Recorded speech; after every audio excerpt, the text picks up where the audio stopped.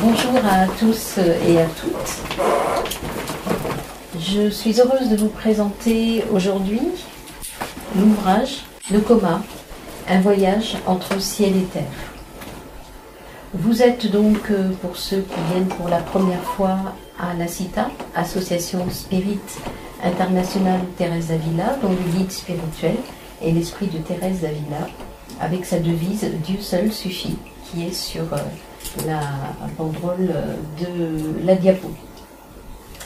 Et vous êtes aussi au centre Spirit Tourangeau, Léon Denis et Rufina Noguerat. C'est un centre qui a été créé à Tours en 2013, à mon retour sur la ville de Tours.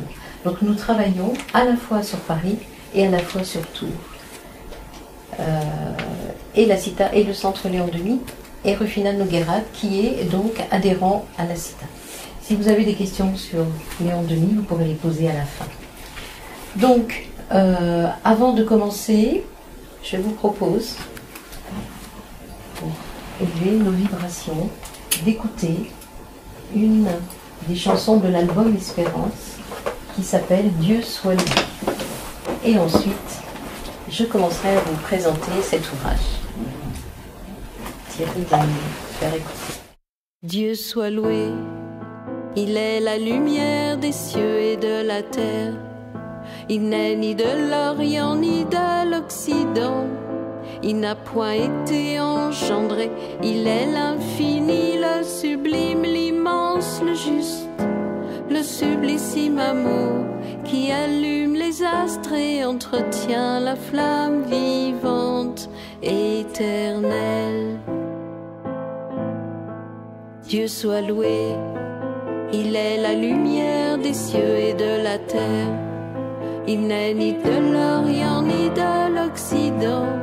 Il n'a point été engendré. Il est l'infini, le sublime, l'immense, le juste, le sublissime amour qui allume les astres et entretient la flamme vivante, éternelle. Maître de l'univers, créateur des créatures, l'omniscience et l'omnipotence sont tes attributs majeurs. Dieu, centre de l'énergie, nature de l'amour. Dieu soit loué, il est la lumière des cieux et de la terre. Il n'est ni de l'Orient ni de l'Occident. Il n'a point été engendré. Il est l'infini, le sublime, l'immense, le juste, le sublissime amour qui allume les astres et entretient la flamme vivante, éternelle. Merci Thierry. Voilà donc pour nous ouvrir le cœur. Alors, dans ma conférence, je ne vais pas vous parler de Dieu, mais vous comprendrez qu'il est partout. Lorsque je vous raconterai l'histoire d'Yves, qui se trouve dans le coma et qui voyage entre ciel et terre. Est-ce que tout le monde a éteint son portable? Oui? Ok. Alors j'y vais. Donc, parmi vous, il y en a qui ont lu cet ouvrage, il y en a qui ne l'ont pas lu. C'est un ouvrage psychographié et qui contient des enseignements spirituels, mais qui sont donnés par petits bouts. Et l'écriture est très concise et très précise. Cela permet donc, dans un roman on va dire spirit, de faire passer des connaissances spirit. Alors, je vous invite à vous envoler avec Yves, le héros de ce livre. Les premières pages de ce livre ont été écrites en plein vol, dans le ciel, dans un avion, entre Nice et Paris. Dans un avion qui voguait entre la terre et le ciel. Alors Yves s'en va vivre une aventure extraordinaire. Il s'apprête à aller au Brésil. Il veut aller à Rio de Janeiro parce qu'il aime ce pays, sans savoir pourquoi. Et il parle très très bien cette langue. Il parle très très bien le portugais. Mais Yves ne verra jamais le Brésil. Pourtant, il avait décidé de se retirer des affaires. Il vivait une vie très matérialiste pour faire un break. Il rêvait aussi qu'il allait rencontrer une jolie femme à la peau ébène. Lorsque,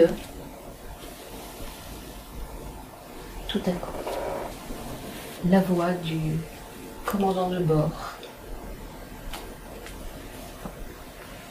retentit, rauque. Mesdames et messieurs, nous n'avons plus la maîtrise de l'appareil. Nous risquons de nous écraser au sol. Mettez vos masques. Bouclez vos gilets de sauvetage.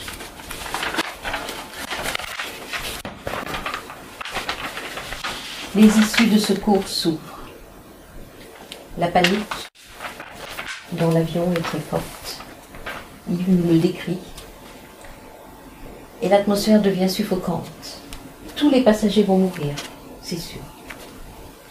Un seul d'entre eux va en échapper. Mais il ne le sait pas. Lequel, à votre avis? Yves. Alors, il y a plein de choses qui sont écrites que vous découvrirez dans ce livre. Je n'ai fait que des petites saisies qui correspondaient au message que je voulais vous faire passer aujourd'hui, mais il y a encore plein de choses. Donc, chapitre 1, nous allons passer au chapitre 3, au-delà de la terre. Il se retrouve seul, perdu. Il ne sait pas où, mais il sait qu'il est encore en vie. Il sait qu'il n'est pas mort dans l'avion à présent. Il revit la dernière scène, celle dans laquelle l'avion perd de l'altitude, mais il ne comprend toujours pas où il se trouve. Il a mal partout. Il se demande effrayé ce qui se passe. Pourquoi n'est-il pas mort? Il crie, il pleure, il supplie. Il appelle les infirmières. Pas de réponse. Seulement le visage de son père, qu'il a perdu, qui est décédé, qui s'est désincarné, il y a quelques années lui apparaît, dans une espèce de trouble. Il sent autour de lui des présences invisibles. Il a peur. Où se trouve-t-il? Sur la terre ou dans le ciel? Soudain, l'obscurité disparaît et il reconnaît là, face à lui, son père, qui lui apparaît en esprit. Ce père lui parle et lui dit « Viens mon enfant, tu n'es pas mort. Je vais te montrer les splendeurs de l'éternité. La mort est un nouveau soleil. La vie du corps cesse lorsque nous mourrons, mais l'âme continue à vivre. » Il est éberlué. Il ne comprend pas. Mais il est heureux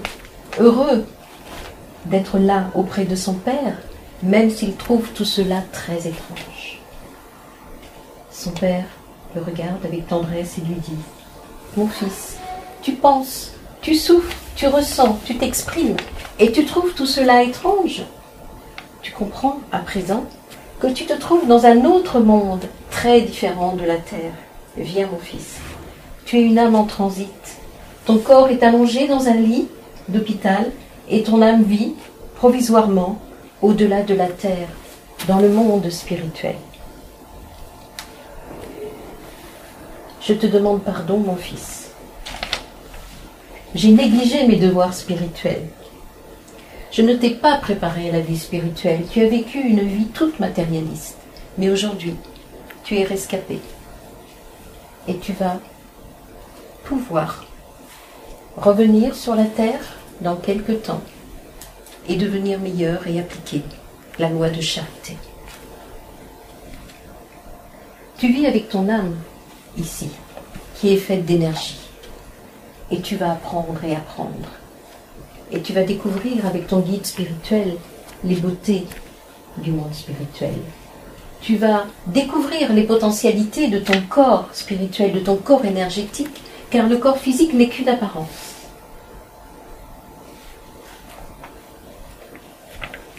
Tu vas bientôt sortir de ta situation de comateux. Mais avant, tu vas découvrir ton guide spirituel, l'ange gardien des religions, qui va t'accompagner durant tout ce périple et t'apporter des enseignements très importants pour ton retour sur la terre, parce que tu vas devenir un éveilleur des consciences. Tu vas éveiller les consciences des soignants et les consciences de tous ceux qui ont les yeux fermés et qui ne voient pas au-delà des apparences.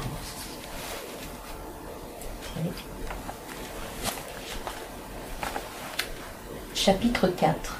Les enseignements de mon guide spirituel.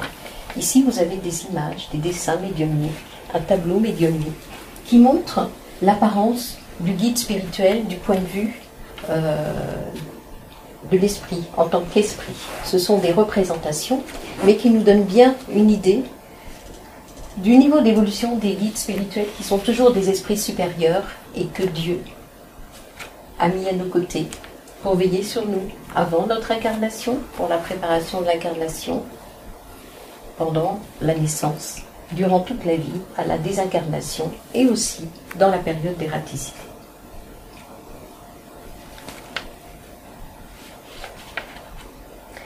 L'ange gardien d'Yves, dont on ne connaît pas le nom, mais on sait que c'est un esprit supérieur, va le protéger, le guider, l'aimer tout au long de cette période consciente de la vie d'Yves dans le monde spirituel. Yves découvre son ange gardien subjugué. Son ange gardien va lui apprendre plein de choses. Je n'ai extrait que quelques éléments. Son guide spirituel lui explique en lui disant « Tu n'es pas mort, car je ne serai pas là face à toi, et toi tu ne serais pas ici face à moi, et tu ne serais pas aussi dans ton lit d'hôpital. Dans ta situation relative au coma, ton corps physique dort, et ton corps énergétique est émancipé. Tu vas faire avec moi des allers-retours entre la terre et le ciel, entre ta chambre d'hôpital et le monde spirituel. D'ailleurs, viens, je vais te reconduire dans ton lit, en faisant en sorte que ton corps énergétique réintègre ton corps physique par des manipulations fluidiques que je t'expliquerai plus tard. Et maintenant, chapitre 6, Yves est dans sa chambre d'hôpital. Voilà une chambre d'hôpital d'un esprit dans lequel on hospitalise les esprits qui sont en réanimation, les esprits qui sont dans le coma. On voit toute la technicité autour d'un corps.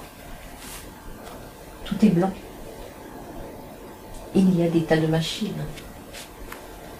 Dans cet hôpital, on ne prend pas soin du corps spirituel. On ne sait même pas qu'il existe ce corps énergétique. Alors on soigne les organes. On soigne le cerveau d'Yves. Et les médecins espèrent que peut-être il s'en sortira. Il a subi de graves blessures lors du crash de l'avion. Mais son guide spirituel est intervenu à l'insu d'Yves lors de cet accident pour faire en sorte que les conséquences de la chute ne soient pas mortelles. Vous trouverez ça expliqué dans le livre. Alors Yves va vivre l'expérience extraordinaire d'un comateux. Les comateux sont plus vivants que les soignants, malgré les apparences. Y a-t-il des soignants dans la salle? Il y en a une qui va comprendre certaines choses, puisque cet ouvrage veut faire passer un message aux soignants, mais aussi aux familles et à tous ceux qui sont incarnés sur la Terre. C'était en quelle année ça? L'histoire. Enfin, l'histoire par elle-même. L'histoire, elle a été écrite il y a 6 mois, mais c'est un roman, en fait. C'est un roman qui raconte une histoire. Simplement un roman, c'est-à-dire qu'on ne sait pas si on va dire une base réelle au départ. Ça a été donné médiumniquement. D'accord. Donc il se peut que ce soit un esprit qui soit venu raconter cette histoire. Mais je n'ai pas de nom, je n'ai pas d'éléments qui peuvent me dire que ça s'est passé à telle époque. Mais j'ai le sentiment que c'est un esprit qui est venu parler de tout ça. Mais j'en sais pas plus. C'est médiumnique, donc voilà, on n'a pas forcément toutes les notions. Mais peut-être qu'elle existait un jour, cette histoire, et ce héros. Donc grâce à son guide spirituel, Yves va être un comateux conscient, c'est-à-dire que il va comprendre dans son lit qu'il est vivant, que c'est pas un légume, c'est pas une coquille vide comme peuvent le dire les soignants. Et donc, dans son corps énergétique, grâce à son guide spirituel, il va expérimenter des sensations. Son guide lui a dit, je vais te faire revenir dans ton corps, mais utilise ton corps énergétique pour percevoir, pour mettre en place tes sens spirituels et ressentir, entendre, comprendre, voir, observer. Alors voilà qu'Yves sait utiliser son corps spirituel grâce à son ange gardien. Donc, il comprend tout sans qu'on lui parle. Il perçoit tout avec ses sens spirituels. Les sensations des soignants, les pensées des soignants, il arrive à les voir, il arrive à les lire. Alors il est un peu troublé au départ parce que c'est beaucoup de choses qu'il lit dans les pensées des soignants. C'est beaucoup de choses qu'il ressent. Et pourtant, son corps est inerte. Les soignants qui passent ne s'arrêtent pas pour lui parler, le considérant comme quelqu'un de vivant. Parce que les soignants pensent que le comateux ne peut pas communiquer, puisque la communication dans notre société, c'est surtout la parole. Et tout ce qui est autre que la parole n'est pas communiqué. Et lui, Yves, il souffre dans cet état, par instant, parce qu'il lui semblait, il comprenait que les soignants terrestres considéraient son corps comme une coquille vide, parce qu'ils ne voyaient que le corps et pas le corps spirituel. Son corps physique était malmené par des mains peu chaleureuses. Il ressentait la différence entre chaque soignant, ceux qui sont doux, ceux qui sont bruts, ceux qui passent le gant de toilette très vite, et ce gant de toilette à usage unique, Flora me comprendra, qui rafle la peau. Je ne sais pas si vous avez été malade et nettoyé avec des gants à usage unique. Je l'ai été. J'ai fait un séjour en réanimation et je peux vous dire que ces gants à usage unique sont horribles sur la peau, surtout quand les soignants vont très fort. On n'utilise plus des gants normaux à l'hôpital. Yves voudrait qu'on s'occupe de lui, voudrait qu'on le chouchoute un petit peu et il dit « J'aimerais bien », il s'adresse aux soignants qui viennent dans sa chambre, « j'aimerais bien que vous me fassiez un soin de bouche avec une huile mentholée pour me rafraîchir. Ma bouche est très sèche, ne le voyez-vous pas ?» Mais non, les soignants ne voient pas forcément que la bouche du comateux est sèche ou ne s'attache pas à ces petits détails. Et son ange gardien veille sur lui, même à l'hôpital. Ils sont reliés. Il suffit qu'Yves pense instantanément à son guide spirituel pour que l'action du guide spirituel soit instantanée.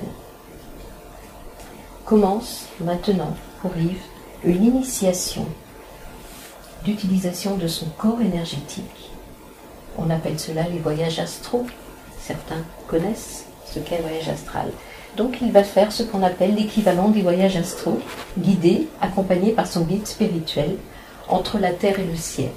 Il va découvrir le pouvoir de la conscience, le pouvoir de l'esprit, qui réside dans le corps énergétique, siège de la pensée. Et plusieurs allers-retours sont relatés dans ce livre. Nous allons passer au chapitre 7. Enseignement et révélation. Yves est abasourdi parce qu'il apprend tant de choses. Il apprend que, et il expérimente son corps spirituel que vous voyez à côté du corps physique. Vous avez le corps physique qui est plus petit, le corps spirituel, avec les liens sur les chakras. Ça n'est qu'une représentation schématique, mais qui montre que le corps physique n'est pas tout seul. Qu'à l'intérieur, il y a le corps spirituel. Ici, vous avez une diapo qui montre davantage la complexité de ce corps spirituel. On l'appelle âme quand il est incarné dans un corps. On l'appelle corps énergétique. Le spiritisme l'appelle périsprit. Les théosophes lui donnent un autre nom, etc. Mais nous voyons bien le corps physique là et les différents corps spirituels. Il y en a 7 normalement. Donc, vous apprendrez dans le livre que le guide spirituel va activer un des corps pour permettre à Yves d'expérimenter son corps énergétique. Il y a différents corps qui ont chacun des potentialités. Mais à notre niveau d'évolution, on est là. On n'est pas encore là. On n'est pas dans le corps céleste, on n'est pas dans ces corps qui sont de plus en plus purs. Alors, l'ange gardien d'Yves lui apprend qu'il est relié en permanence par un fluide qui remplit l'univers. Une énergie éthérée qui remplit l'espace, pénètre tous les corps et leur donne ainsi la vie. Le fluide cosmique universel. L'éther des scientifiques. La Terre baigne dans ce fluide cosmique universel adapté à sa densité. Les mondes spirituels baignent dans ce fluide cosmique universel qui remplit l'espace. Ton corps énergétique est un organisme fluidique très complexe, composé de plusieurs enveloppes. Les soignants ne voient que le corps et ignorent les fonctionnalités du corps énergétique parce qu'on ne leur a jamais enseigné, ni dans les facultés, ni dans les écoles d'infirmières, d'aides-soignantes et autres. L'étincelle divine est l'esprit. Vous la voyez tout en haut de la tête. Son siège est situé ici. L'étincelle divine est l'esprit, émané de Dieu ou intelligence de l'univers, comme les uns ou les autres voudront l'appeler. Mais il ressent, Yves, lorsqu'il revient sur la terre, le désarroi des soignants, qui font un travail difficile avec les comateux. Mais les soignants pensent que le comateux ne sent rien, qu'il est presque mort. Mais Yves dit, parfois j'avais de la peine car je ressentais le désarroi des soignants, leur sentiment d'impuissance, parce qu'ils pensaient que mon cerveau était fichu, parce que j'étais un miraculeux. Et les miracles, ça n'existe pas vraiment. Et que de toute façon, je ne serais qu'un légume si je me réveillais un jour. Mais Yves essayait, par la pensée, de contrebalancer ces pensées qui lui faisaient mal, qu'il recevait dans son corps énergétique, en leur disant que tout ce qu'il pense est faux, que le statut de comateux n'existe pas, c'est qu'une illusion. Le statut de comateux dans un corps seul n'existe pas, puisque le comateux est plus vivant encore que les vivants. Prochaine image. Chapitre 8, vous voyez, c'est une image, mais c'est comme ça que les comateux sont dans leur lit d'hôpital. Ils sont reliés à une machine pour respirer. Ils ont souvent un électroencéphalogramme qui est mesuré d'une manière assez constante pour voir quand le cerveau va reprendre ses fonctions. Mais la conscience n'est pas dans le cerveau, la conscience est dans l'esprit. Donc ces machines ne mesurent rien, parce qu'il y a des comateux qui sortent du coma d'une manière inespérée. Les médecins allaient les débrancher. Il y a des faits d'actualité comme ça. Au moment où une jeune fille elle est débranchée, elle a bougé son orteil et elle est revenue à la vie. Donc on ne peut jamais dire qu'un comateux ne sortira pas. Et là, dans le livre, il y a quelques ébauches sur la notion d'euthanasie. Est-ce qu'on a le droit d'arrêter les machines parce que le comateux est une coquille vide et s'il ne se réveille pas pendant un certain temps, c'est que de toute façon il mourra. Dans le livre, il est expliqué qu'il y a des raisons karmiques. Il y a ceux qui vont se réveiller et ceux qui se réveilleront sans séquelles, comme Yves, et ceux qui vont se réveiller avec des séquelles, et ceux qui mourront. Mais il est expliqué pourquoi. Donc, cet homme qui est dans le coma, quand on le regarde, il a les yeux fermés, il est atone. J'ai pris une définition médicale du coma. Le comateux n'est pas conscient. On ne peut donc pas communiquer avec lui, selon la définition médicale. Mais comment et pourquoi Yves communique? Communique par la pensée. Mais on ne le comprend pas, on ne peut pas, parce que le mode de communication n'est pas le même. Le mode de communication du corps n'est pas le mode de communication de l'esprit. Le coma est donc la forme la plus sévère d'altération de la conscience. Mais là, nous voyons que la conscience n'est pas altérée, puisqu'elle est en action, en activité. Le cerveau, oui, est altéré, mais pas la conscience. Mais qu'est-ce que la conscience? Si c'est le cerveau, pourquoi Yves est-il encore plus conscient qu'avant, au-delà de son corps physique? Pourtant, Yves a développé ses sens spirituels. Et là, dans son lit, même si on pense que c'est une coquille vide, il peut ressentir l'odeur du café le matin. Il peut sentir les soignants qui arrivent et qui sentent l'odeur de cigarette. Même si les soignants pensent que pas la peine de lui parler, parce que de toute façon, il ne comprendra pas. Peut-être entendra-t-il, mais son cerveau étant abîmé, il ne comprendra pas. Aucun soignant ne lui a dit « Comment allez-vous Yves ce matin? Avez-vous mal? Avez-vous froid ?»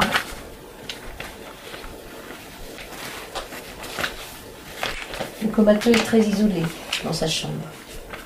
Donc ce livre veut dire aussi aux soignants, regardez le comateux autrement, regardez-le comme un être vivant, non pas comme un corps seul. Et ne soignez pas que les organes, soignez aussi l'esprit.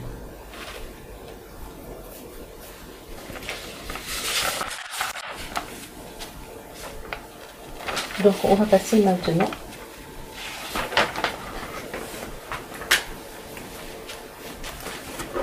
aux beautés spirituelles. Alors on sort de l'hôpital maintenant.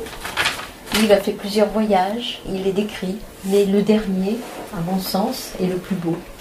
C'est là où il va découvrir que dans le monde spirituel, là où il se trouve, les fleurs sont vivantes, les fleurs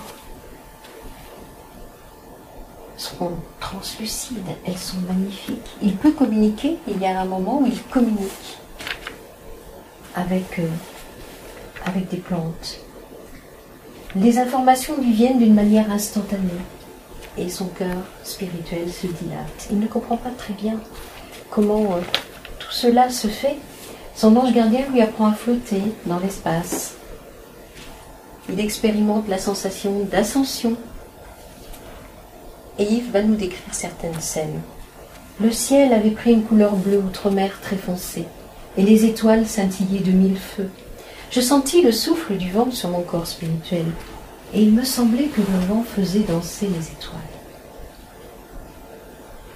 Yves étudie la beauté spirituelle et vit une expérience extraordinaire où son esprit et son corps énergétique ne font qu'un avec l'univers dans lequel il se trouve. Il se sent emporté dans un tourbillon de lumière dorée et voudrait rester là avec son ange gardien pour l'éternité. Pourtant, il devra quitter ce bel univers pour retourner sur la terre, car il a une mission maintenant, celle d'éveilleur des consciences. Il témoignera son retour sur la terre et il ira parler de ce qu'il a vécu et il ira dire que le corps n'est qu'une apparence. Quand les yeux du corps se ferment, les yeux de l'âme, les yeux de l'esprit s'ouvrent. Chapitre 15. À l'école spirituelle. Alors, Yves, vous comprenez, il va, il vient, c'est très organisé par son guide spirituel. Il voit les beautés spirituelles, il expérimente son corps physique, il va visiter aussi une faculté de médecine quand il est sur la terre, il va visiter une église et il expérimente. Son guide lui dit, rien ne vaut l'application des leçons du point de vue de l'expérience. Donc, il a expérimenté la compassion, il a expérimenté le non-jugement. Et donc, il va revenir transformé sur la terre. Il ne sera plus le même. C'était un être matérialiste qui gagnait bien sa vie, qui finalement ne s'était jamais occupé de son avenir spirituel. Dans le monde spirituel, il y a des écoles spirituelles. Dans nos solars, dans les livres psychographiés par Chico Xavier, on a des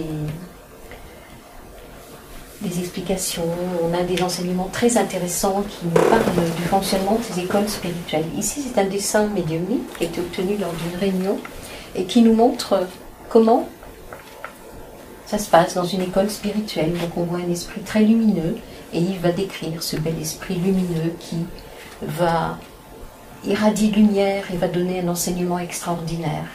Et il décrit aussi les personnes, les esprits comme lui qui sont en transit, parce qu'il y en a d'autres, il n'y a pas que lui.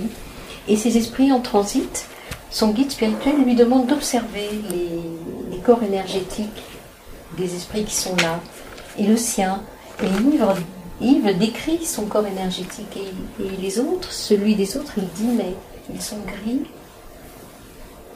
Oui, ils sont gris parce que ce sont toutes nos imperfections qui sont reflétées dans notre corps spirituel. Mais les père-esprits des esprits supérieurs, ils sont jaunes, ils sont verts, jaunes, bleus. Et là, on pourrait dire que ces esprits, ce sont des esprits qui sont à l'école spirituelle et qui n'ont pas encore atteint ce niveau d'évolution morale. Donc Yves, lui, dans sa robe grise, périphristale, il va écouter l'enseignement. Et son guide spirituel lui dit, Yves, pour accomplir ta formation, ta future mission d'éveilleur de conscience, il faut que tu sois très à l'écoute de ce que va dire cet esprit. Cette école spirituelle, elle est dédiée à tous les esprits en transit, c'est-à-dire tous ceux qui sont dans le coma, ceux dont le corps dort sur la terre, mais dont l'esprit et le père-esprit sont très actifs.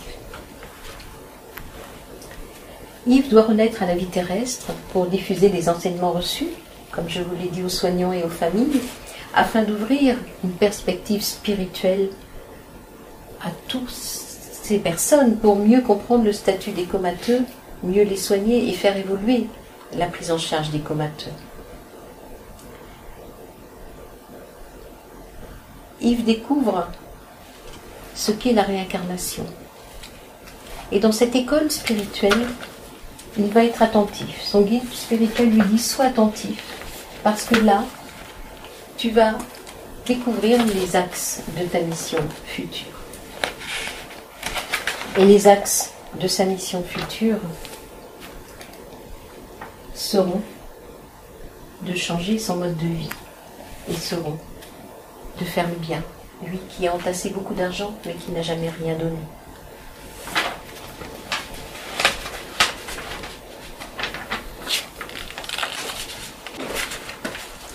Dans cette école spirituelle,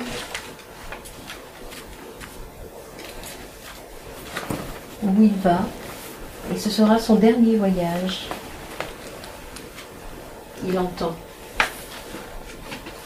Lorsque vous vous réveillerez de votre corps physique, puisque cet esprit s'adresse à tous les esprits en transit, ce qui vous sera nécessaire vous reviendra en mémoire. Vous développerez les capacités médiumniques qui vont vous permettre de ressentir et de percevoir ces informations que nous vous donnons et qui seront réactivées. L'aide de votre ange gardien sera décuplée et il marchera devant vous, vous montrant le chemin. Il est subjugué par ce qu'il entend. Et en même temps, il a la conscience que tout ça s'est inscrit dans sa mémoire péricrystale. Et il va retourner sur la terre après la visite dans cette école spirituelle. Et Yves a compris l'impérieuse nécessité de se tourner vers la pratique du bien et de l'amour du prochain et de faire de sa vie terrestre une vie précieuse et utile. Il a écouté avec admiration cet esprit lumineux et il se souvient de ce qu'il a entendu. La Terre dont vous venez et où vous allez retourner est une planète encore peu évoluée. Cependant, elle reçoit autant d'amour que les planètes plus évoluées. Ce sont les terriens qui ne veulent pas ou qui ne savent pas laisser cet amour les toucher. Tous ici, vous allez redescendre sur Terre. Soyez des pèlerins de l'amour, prenez-le, distribuez-le. Vous avez tous vécu ici dans la vraie réalité. conservez tous ces souvenirs. Soyez des exemples vivants. Expliquez, lorsque vous vous réveillerez sur la terre, ce que vous avez vu, entendu, ressenti. Donc, je vous ai donné un petit aperçu de cet ouvrage, mais il y a encore énormément de choses à découvrir, et surtout cette relation entre le guide spirituel, l'ange gardien et son protégé.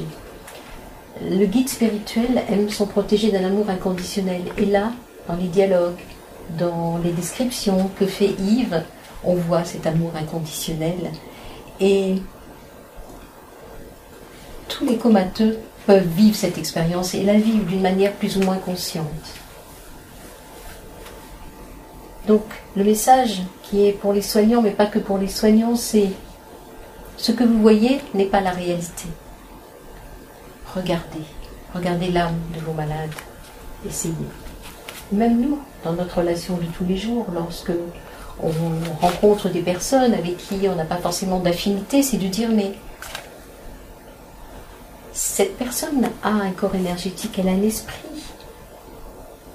Peut-être que son corps énergétique est plus beau que le mien, mais je ne le vois pas. Et ainsi, on peut développer la compassion pour autrui. Et les comateux ont cette possibilité. La situation de Yves est très particulière, mais d'autres ont cette capacité à devenir des témoins, des éveilleurs de conscience. Et il y a des personnes qui sont passées par le coma et à leur retour sont totalement différentes. Et dans l'ouvrage, il est dit, ce bel esprit qui enseigne dit, certains changeront, certains reviendront à leur vie d'avant, certains n'oseront pas en parler. Mais c'est aussi tout le libre arbitre que Dieu donne à toutes ces créatures. Mais Yves, dans l'expérience qu'il a vécue avec son ange gardien, dans cet émerveillement constant qu'il a vécu, il est vraiment déterminé à revenir meilleur. Alors il y aura certainement une suite qui nous fera découvrir comment Yves revient, se réveille, comment il fait sa rééducation et comment après il va changer sa vie, comment il va aller témoigner de son expérience. Je vais juste vous rajouter quelque chose dans la lecture. Alors, juste la dernière phrase que j'aime beaucoup. Alors, au moment où Yves doit retourner sur la Terre, il y a des manipulations fluidiques que doit faire le guide spirituel. Alors, je vous lis le dernier paragraphe. L'amphithéâtre devint silencieux dans cette école. Mon guide spirituel se rapprocha doucement de moi. Je m'étonnais soudain de n'avoir jamais eu envie de dormir dans le monde spirituel. J'avais remarqué que mon guide spirituel était toujours en activité, même si la nuit était tombée, dans les lieux où je me suis trouvée en sa compagnie. Comme à son habitude, il avait capté ma pensée, et il me répondit ceci. Pour les anges gardiens, le sommeil n'est pas utile, car ils ont des potentialités, ils ont la capacité de décupler l'énergie nécessaire à la vitalité de leur corps spirituel. Leur père-esprit étant plus épuré, ils possèdent des potentialités spécifiques. Le travail est incessant, il y a tant à faire sur la terre. Et ici, n'oublie jamais que même lorsque tu seras sur la terre, nous serons toujours reliés l'un à l'autre par un fil invisible. Tu sais que je peux intervenir instantanément, à tout moment. Je t'ai déjà expliqué ce mécanisme fluidique. Il posa ses mains lumineuses sur le dessus de ma tête, au-dessus du chakra couronne, et dit « Mon fils bien-aimé, tu as reçu tout ce que tu devais recevoir pour cette deuxième chance. Aie confiance en moi. Je ne serai jamais loin de toi, tu le sais. Prie dans le silence de ton âme pour demander mon aide si ton courage venait à vaciller. N'oublie pas que le vent céleste peut faire danser les étoiles et que tu peux, par ton amour, allumer des étoiles dans les yeux de ceux qui souffrent et de ceux qui soignent. Je vais te plonger dans la conscience et tu te réveilleras doucement au petit matin. Quand tu sentiras l'odeur du café, alors tout pourra commencer. Rappelle-toi toujours ceci. Le vent céleste fait danser les étoiles et ton amour peut allumer des étoiles dans les yeux de ceux qui souffrent et de ceux qui soignent. Va en paix. Je t'aime, mon fils. Je te guiderai et te protégerai toujours. Donc voilà comment notre ange gardien nous aime. Et tous, on a cet ange gardien. Maintenant, donc, avant de terminer, tu peux passer à la diapo suivante, vous donner quelques indications bibliographiques pour ceux qui voudront aller plus loin, en fait. Donc, la majorité des enseignements se trouvent dans le livre des esprits d'Allan Kardec. Pour ceux qui s'intéressent à ce qui se passe après la mort, je n'ai pas détaillé, mais le père désincarné en tant qu'esprit d'Yves lui explique comment lui s'est préparé et comment il a franchi le passage. Il y a aussi du cerveau à Dieu du docteur Mario Beauregard, qui est un neuroscientifique et qui a démontré que la conscience n'était pas dans le cerveau et qui œuvre beaucoup dans ce sens. Le livre des médiums d'Allan Kardec, il y a quelques petites allusions dans le livre aux capacités médiumniques. La médiumnité, une porte ouverte sur l'au-delà, c'est un ouvrage qui est chez Livres aussi, qui est très concis, mais qui explique les dangers de la médiumnité non contrôlée, qui donne des conseils pour fermer la porte. La réincarnation de Gabriel Delanne, il y avait beaucoup d'enseignements sur la réincarnation. J'ai omis volontairement le passage où le guide spirituel d'Yves lui explique que l'aide-soignante qui le soigne aujourd'hui a été son épouse dans le passé et qu'aujourd'hui elle vient réparer avec lui. Donc, et il y a aussi des éléments sur la loi de cause à effet. 20 cas suggérant le phénomène de réincarnation par Ian Stevenson, qui était un médecin psychiatre et qui a fait des études très intéressantes sur la réincarnation. Il y a un autre ouvrage qu'il a écrit, c'est Réincarnation et biologie. Et puis, j'ai mis Notre demeure de Chico Xavier, qui est un médium brésilien extraordinaire, mais il y en a d'autres, plein d'ouvrages. Il a psychographié plein d'ouvrages, et grâce à ces ouvrages, on peut aller plus loin pour découvrir ce qui se passe dans le monde spirituel, les interactions entre le monde spirituel et le monde matériel, ce qui se passe après la mort. Il y a un film d'ailleurs qui a été réalisé, L'eau solaire, ceux qui ne l'ont pas vu, je vous encourage à le voir, on peut le trouver sur internet. Mais il est extraordinaire parce qu'il nous montre comment ça se passe là-bas. Ensuite, donc, site internet pour ceux qui veulent aller voir sur notre site et sur notre page Facebook de la CITA. J'ai mis le site des éditions Filman, ce sont des spirites qui éditent des ouvrages et ce sont des ouvrages qui sont à des prix vraiment très raisonnables et je vous encourage à acheter les livres spirites sur leur site. Et puis ensuite, qu'est-ce que j'ai mis? Désolé. Mario Beauregard, je vous ai mis le site de Mario Beauregard parce qu'il y a ses autres ouvrages et puis il y a aussi des conférences où il explique que la conscience n'est pas dans le cerveau et il œuvre énormément pour le changement de paradigme, pour que les médecins prennent en compte la conscience de l'être humain et pas seulement que le corps physique, mais aussi le corps énergétique. Voilà, donc je suis prête à répondre à toutes vos questions.